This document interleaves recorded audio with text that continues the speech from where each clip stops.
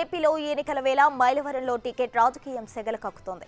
ఇప్పటివరకు దేవినేని వర్సెస్ వసంత కృష్ణ ప్రసాద్ గా సాగిన టికెట్ వార్లో మంత్రి జోగి రమేష్ జోక్యంతో త్రిముఖ పోరుకు దారితీసింది. మైలవరం నా అడ్డ తిరుపతిరావును గెలిపిస్తానంటూ జోగి రమేష్ శపథం చేస్తుంటే నేను మైలవరం దాటి పోయేదే లేదంటున్నారు వసంత. ఇక చచ్చే వరకు టీడీపీ జెండాను వదిలేదంటున్నారు దేవినేని ఉమా. త్వరలోనే మైలవరంలో పాదయాత్ర చేస్తానని చెబుతున్నారు. దీంతో మైలవరంలో ఎలక్షన్ హీట్ రోజు రోజుకి పెరుగుతుంది.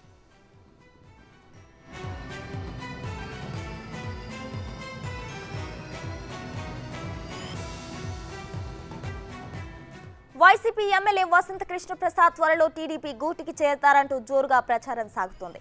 సోమవారం ఆయన ఆత్మీయ సభాముఖంగా వైసీపీపై విమర్శలు గుప్పించడం ఇందుకు సంకేతమన్న గుసగుసలు వినిపిస్తున్నాయి. అయితే పచ్చకండువా కప్పుకోవడంపై ఇంకా క్లారిటీ ఇవ్వని వసంత త్వరలో తన భవిష్యత్ కార్యాచరణ ప్రకటిస్తానంటున్నారు. ఇదిలా ఉంటే తన బలాన్ని నిరూపించుకునే పనిలో భాగంగా ఆత్మీయ సమావేశాన్ని ఏర్పాటు చేశారు వసంత కృష్ణ. కాగా ఈ సభాముఖంగా ఆయన జగన్ పాలనపై తీవ్ర స్థాయిలో విమర్శలు గుప్పించారు. ఎన్నికల తర్వాత రాజధానిపై మాట మార్చారని దుయ్యబట్టారు. ఈ ప్రకటనతో పార్టీకి నష్టం జరుగుతుందని చెప్పినా పట్టించుకోలేదని విమర్శించారు. అలాగే నియోజకవర్గంలో అభివృద్ధి పనులకు బిల్లులను విడుదల చేయలేదని మండిపడ్డారు. గడప గడపకు కార్యక్రమంలో వైసీపీ సర్కార్పై ప్రజలు నిలదీశారని చెప్పుకొచ్చారు. యువతకు ఉద్యోగం, రోడ్లు, డ్రైనేజీలపై జనం ప్రశ్నించారని తెలిపారు.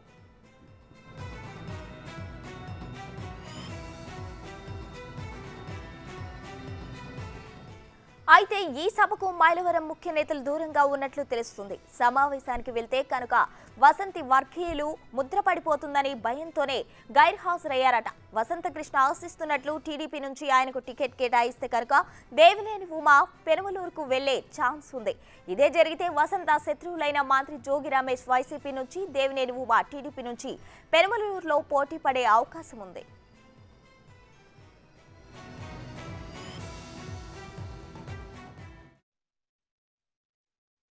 గడప గడపలో అమ్మ మీకు అమ్మఒడి ఇచ్చాం, చేయూత ఇచ్చాం, ఆసరా ఇచ్చాం, రైతు భరోసా ఇచ్చాం అని ఇచ్చేది కార్యక్రమాలు చెప్తే మరి మా అబ్బాయికి ఉద్యోగం ఏదని అడుగుతా ఉన్నారు.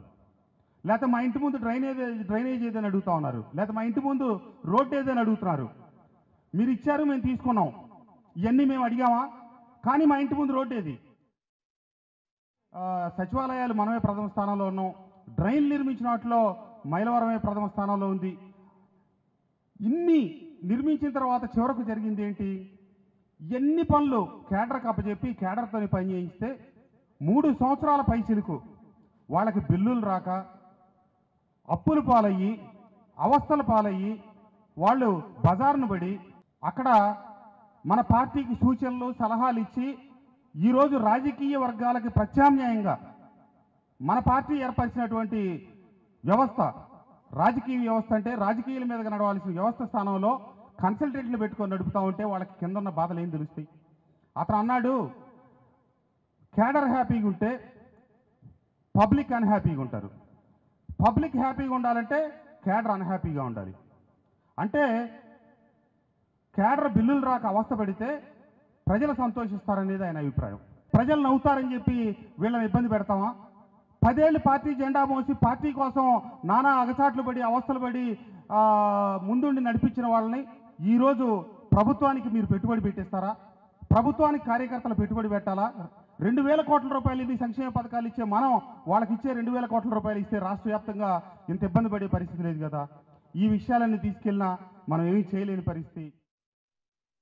రోజు గ్రూపులు ప్రోత్సహించటం, నా మీద ఉద్దేశపూర్వక ఇబ్బంది పెట్టడం, కొండపల్లి మున్సిపాలిటీని ఉద్దేశపూర్వకంగా ఓడించి మన పార్టీ వాళ్ళే, మన ప్రత్యర్థులు ఓడించలా, మన పార్టీ వాళ్ళే ఓడించి ఆ విషయాలు కూడా ఇంటెలిజెన్స్ వాళ్ళ ద్వారా, ఐపాక్ వాళ్ళ ద్వారా పార్టీ అధిష్టానానికి తెలిసినప్పుడు నేను వెళ్ళి చెప్పా, నా ప్రత్యర్థి కంటే కూడా, రాజకీయ ప్రత్యర్థి కంటే కూడా సొంత పార్టీలో ఉన్న వ్యక్తులే రోజు మానసికంగా ఇబ్బంది పెట్టే పరిస్థితి చేస్తారని చెప్పి నేను సజ్జల రామకృష్ణారెడ్డి గారికి, పెద్దిరెడ్డి రామచంద్రారెడ్డి గారికి, వైవి సుబ్బారెడ్డి గారికి, జగన్మోహన్ రెడ్డి గారికి కూడా వెళ్ళి 1కి 10 సార్లు స్వయంగా చెప్పడం జరిగింది. ఒక్క పెద్దిరెడ్డి గారు మటుకు స్పందించారు. నీకేం పనయ్యా, ఆయన పని ఆయన చేసుకుంటే నీ పని నువ్వు చేసుకోలేవు, ఎందుకు ఆయన ఇబ్బంది పెడతా ఉన్నారు? ఆయన ఇన్ఛార్జిగా ఉన్నంతసేపు పరిస్థితులు అణిగిమణిగి ఉన్నాయి. వారు వెళ్ళిన తర్వాత మళ్ళీ యథాస్థితికి రావటం. నేను ఎన్ని పర్యాయాలు పైకి వెళ్ళి చెప్పినా కూడా అతను పెట్టించినట్టే నువ్వు గ్రూపుల్లో మెసేజ్లు పెట్టించు, నా మనసుకు ఇష్టపడలా. అదే విషయాన్ని ఎన్నిసార్లు చెప్పినా కూడా తప్పు చేసిన వాళ్ళని దండించకపోగా కాంగ్రెస్లో ఇంకో బీజేపీ అయితేనో వాళ్ళ కేంద్ర కార్యాలయం ఢిల్లీలో ఉంటుంది, మన కేంద్ర కార్యాలయం 10 నిమిషాల దూరంలో ఉంది, స్పందిస్తారనుకుంటే స్పందించకపోగా పార్టీలోనే ఒకళ్ళ మీద ఒకళ్ళకి తగాదాలు పెట్టుకుంటా ఉద్దేశపూర్వకంగా చీలికలు తెస్తా ఉంటే వైసీపీ ఎమ్మెల్యే వసంత కృష్ణ ప్రసాద్ త్వరలో టీడీపీ గూటికి చేరతారంటూ జోరుగా ప్రచారం సాగుతోంది. సోమవారం ఆయన ఆత్మీయ సభాముఖంగా వైసీపీపై విమర్శలు గుప్పించడం ఇందుకు సంకేతమని గుసగుసలు కూడా వినిపిస్తున్నాయి. ఇక ఇదే అంశానికి సంబంధించి మరింత సమాచారం మా ప్రతినిధి సాయి విజయవాడ నుంచి లైవ్ లో అందించడానికి సిద్ధంగా ఉన్నారు. చెప్పండి సాయి. మోస్ట్లీ వైసీపీని వీడి టీడీపీ గూటికి చేరడానికి వసంత అన్ని ఏర్పాట్లు చేసుకున్నారు.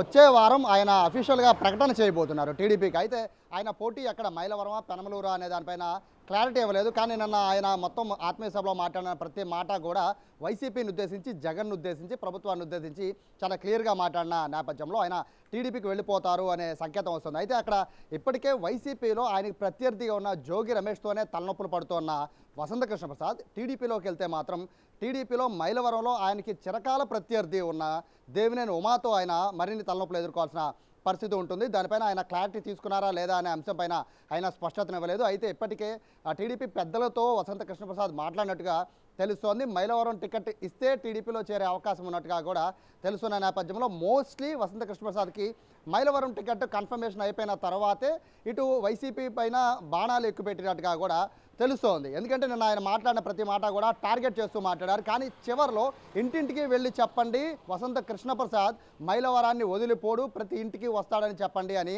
ఆయన ఇండైరెక్ట్గానే నేను మళ్ళీ మైలవరంలో పోటీ చేయబోతున్నాను, అది అందరికీ చెప్పండి అని వసంత చాలా క్లారిటీగా చెప్పిన నేపథ్యంలో మైలవరంలో అయితే ఇప్పుడు రాజకీయం మారుతోంది. ఇటు దేవినేని ఉమా ఒకవైపు, వసంత కృష్ణప్రసాద్ ఒకవైపు, జోగి రమేష్ ఒకవైపు. జోగి రమేష్ నిలబెట్టిన కర్నాల తిరుపతిరావు యాదవ్ అతను ఒకవైపు. సో నలుగురు వైపుల నుంచి కూడా మొత్తం మైలవరంలో అయితే ఇటు రాజకీయ పరంగా హాట్ టాపిక్గా మారింది. కార్యకర్తలు అయితే కాస్త కన్ఫ్యూజన్గా ఉంది.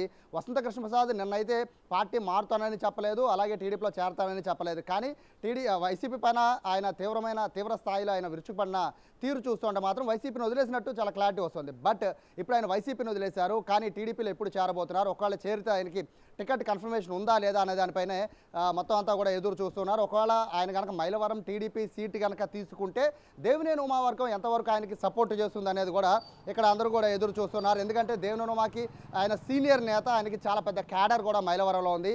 ఇటు వసంత ఫ్యామిలీకి, అలాగే ఏదైతే జోగి ఫ్యామిలీకి కానీ లేదా ఇటు దేవినేని ఉమా ఫ్యామిలీకి ఎవరికి కూడా పెద్దగా పొసిగే పరిస్థితి అయితే మైలవరంలో లేదు. ఒకవేళ కనుక టీడీపీ నుంచి పోటీ చేసే కనుక వైసీపీ క్యాడర్ అంతా కూడా పూర్తిగా జోగి రమేష్ వైపు, జోగి రమేష్కి నిలబెట్టిన ఏదైతే సపోర్ట్ చేస్తున్న అభ్యర్థి ఉన్నాడో సర్నాల తిరుపతి యాదవ్ వైపు వచ్చే అవకాశం ఉంది. కానీ ఏదైతే వసంత కృష్ణప్రసాద్ టీడీపీలోకి వెళ్తే ఎంతవరకు దేవినేని ఉమా క్యాడర్ సపోర్ట్ చేస్తుంది అనే దానిపైనే ఇప్పుడు సందిగ్ధత ఉంది. అయితే ఇప్పటికే కొంతమేర మైలవరంలో టీడీపీకి సంబంధించిన కొంతమేర ఏదైతే దేవినేని ఉమా ఉన్నాడో ఉమా పైన కాస్త అనాసక్తి చూపిస్తున్నారు.